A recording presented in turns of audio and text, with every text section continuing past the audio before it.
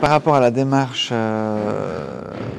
environnementale dans cette exposition, on a un peu testé 4 choses. C'est vrai qu'on a travaillé comme une sorte de laboratoire ici en testant des pistes, des objectifs, des solutions.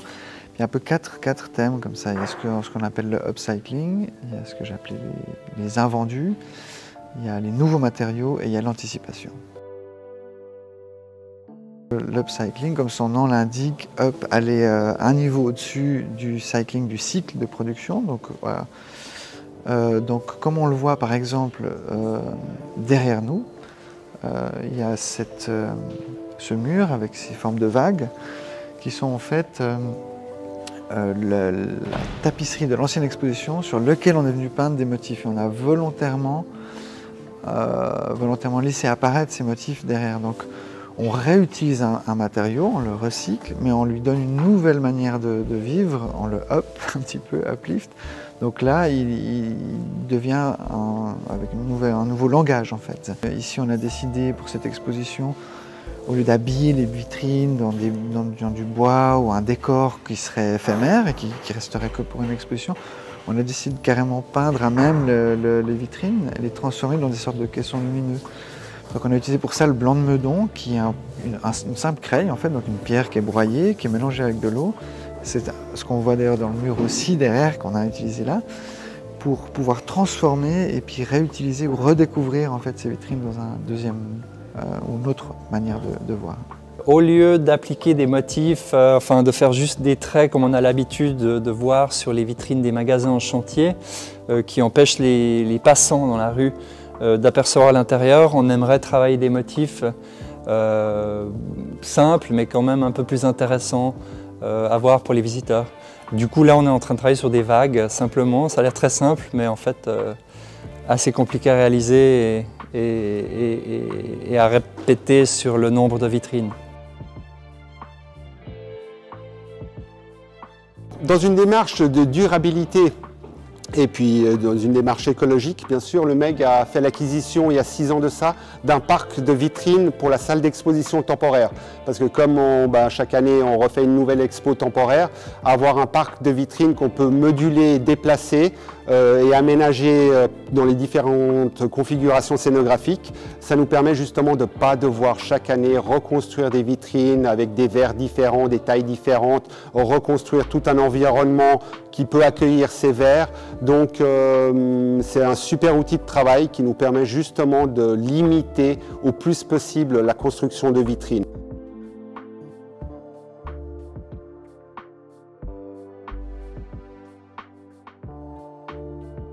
Les invendus, dans notre, on va dire, société de consommation et de production, il se trouve qu'il y a parfois des invendus. On le connaît avec les soldes, on le connaît avec les outlets et les choses comme ça, mais ça existe aussi dans les matériaux de construction, on va dire. Et là, on est allé chercher des fins de série parce que, je sais pas, un coloris ne fonctionnait pas ou alors les quantités ne sont pas assez grandes. Et on a décidé justement pour beaucoup d'endroits de travailler avec des textiles en sachant que c'est quelque chose d'extrêmement simple, qui est simplement suspendu et qui permet de définir l'espace, qui est aussi une manière de nouveau d'essayer de rester très léger dans la construction. Et ces textiles sont composés uniquement de fins de série, d'invendus. Et on a créé comme ça une sorte de patchwork un peu maîtrisé, on va dire. On a quand même choisi très soigneusement l'ensemble des couleurs, mais on a créé ce patchwork qui va réaliser ces rideaux. Et donc voilà une deuxième manière de faire. La troisième partie des thématiques, c'est les nouveaux matériaux. C'est qu'on chacun essaye, beaucoup de fabricants essaient de prouver ou de donner ou d'offrir maintenant des matériaux avec un impact assez faible dans le cycle. Et là, on a trouvé un matériau à partir de plastique recyclé. En fait, c'est des vieilles parties d'automobiles qui ont été broyées, concassées. Et là, c'était un grand débat pour nous de savoir est-ce qu'il fallait qu'on utilise du plastique ou pas aujourd'hui. Et moi, j'avais vraiment envie d'essayer de retravailler parce que c'est complètement en cycle fermé puisqu'on réutilise absolument le 100% du plastique, ce qui est assez rare. Il n'y a pas d'adjuvant, j'ai envie de dire, qui généralement est le cas quand on utilise des nouvelles matières.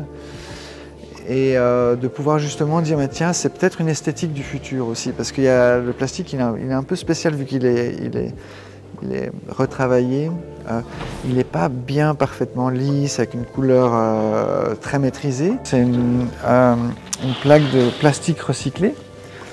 Donc là c'est des parties qui sont issues du monde automobile.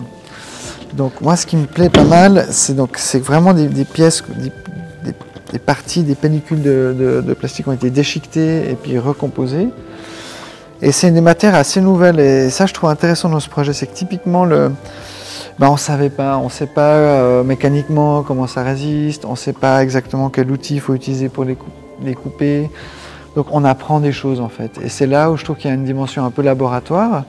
C'est qu'on n'est pas certain de la qualité encore de ce matériau, mais il se trouve que il est en économie complètement circulaire et puis on est content de tester des choses avec. La quatrième partie finalement c'est l'anticipation, c'est de se dire assez tôt dans le processus qu'est-ce qu'on fera après de cette exposition.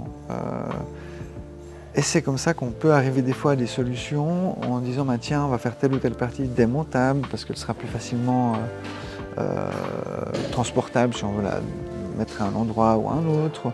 Ou alors on va faire telle ou telle partie dans telle matière qu'on sait qui pourra être valorisée dans telle chaîne et ainsi de suite. Tous les éléments de décor qu'on peut préserver et garder, on les garde, on les stocke, on les débite, on les prépare pour être réemployés par la suite. On enlève les clous et les vis et on les coupe propres pour que dans le futur, mais dans le futur proche, elles nous servent à d'autres choses. Par exemple, ici, vous pouvez voir que Madi, notre stagiaire, est en train de fabriquer une caisse pour pouvoir entreposer du matériel. Voilà, ces panneaux-là servent à ce genre d'utilité parce qu'elles sont peintes, elles sont un peu abîmées, mais même les vieux panneaux abîmés, on arrive toujours à en faire quelque chose. Ça, c'est la matière première. Donc là, c'est une palette de carton. C'est du carton gris, bon, déjà recyclé d'1,5 mm. Ce qui est toujours fascinant, c'est qu'on voit avec juste ces petits volumes-là, ces petites feuilles, dès qu'on commence à travailler avec, le couper, l'assembler, le monter, ça prend tout à coup toute une dimension assez intéressante. Mais on a décidé pour tous les cartels, c'est-à-dire les informations, les panneaux de texte, les soclages, d'utiliser du carton comme ça. Et où justement au lieu d'un adhésif, encore une fois, on utilise une matière comme ça qu'on pourra très facilement recycler. Et encore une fois, qui donne un parti pris visuel et esthétique assez intéressant. Et on voit un peu une application de typologie, donc de type de cartel d'information qu'on va mettre. Et ça, c'est vraiment ce qu'on appelle on va dire un prototype, quoi. On essaye les choses à l'échelle 1, souvent, dans un montage d'exposition. Donc là, on vient, on essaye, on dit tiens, le texte est assez grand, l'angle est pas assez prononcé, ou ainsi de suite. C'est ça qui est assez génial aussi ici, c'est qu'on a vraiment le temps. Et ça, je pense que c'est une clé, ou c'est une vraie question par rapport à ces idées ou démarches d'éco-conception, c'est qu'il y a la dimension du temps qui est fondamentale. Ça prend plus de temps, mais peut-être qu'on a autre chose en retour. Et c'est vraiment le cas.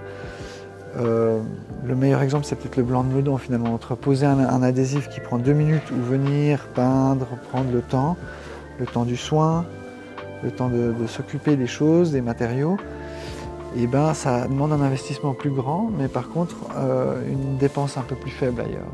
Et ça, c'est une vraie question d'ailleurs qui est traitée dans l'exposition juste ici d'ailleurs, dans cette vitrine-là, qui sera dédiée au temps, aux soins de la réparation.